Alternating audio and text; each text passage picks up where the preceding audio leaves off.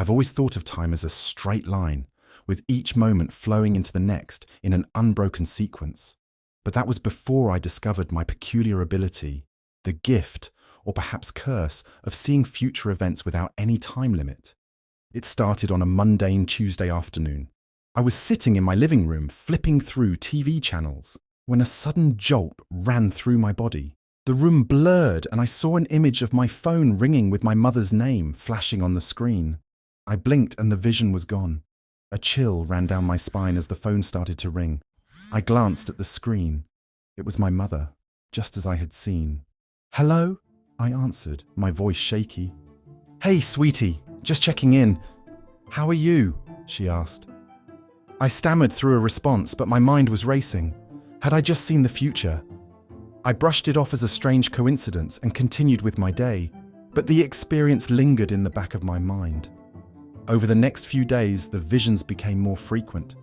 I saw my friend Jenny tripping and spilling coffee on her dress at a cafe, and later it happened exactly as I had seen. I knew the outcome of the basketball game before the final buzzer. It was like I had my own personal preview of reality. The strangest part was how ordinary these visions were. No earth-shattering revelations or catastrophic events, just everyday moments. It made me realize how interconnected and predictable our lives could be. As the visions continued, I decided to test my newfound ability. One evening, I was sitting at my kitchen table when a vision flashed before my eyes. Numbers, clear and vivid, like they were being projected onto a screen in my mind. I quickly grabbed a pen and jotted them down on a notepad. They were the numbers for the next lottery draw. Heart pounding, I rushed out to the nearest convenience store and bought a ticket, copying the numbers exactly as I had seen them. The clerk gave me a curious look, but I didn't care. My mind was racing with the possibilities. Could this really work? That night, I sat in front of the TV, gripping my lottery ticket tightly as the draw began. One by one, the numbers were called out, matching exactly the ones I had written down. When the final number was announced, I realized I had won. I was a millionaire. I couldn't believe it. I had won a substantial amount, enough to make a real difference in my life. But the money came with a heavy burden. I felt a strange responsibility, a weight on my shoulders, knowing I could see what others couldn't. With my newfound wealth, I bought a beautiful house, a modern, spacious home with large windows that let in plenty of natural light. It had a stunning view of the city skyline and a garden that bloomed with vibrant flowers. I also bought a sleek black sports car that purred like a contented cat when I drove it. It felt surreal, like I was living someone else's life, but the reality of my ability kept me grounded. With great power comes great responsibility, they say. I began to struggle with ethical questions. Should I use my ability to alter outcomes, help people, or profit from it? I knew things about my friends and family before they did. I knew when they would face disappointments and successes. One day, I saw my best friend Mark getting into a car accident. I couldn't just stand by and let it happen. I called him frantically, begging him not to drive that day. He was confused but listened to me, and the accident was avoided. But the sense of relief was short-lived.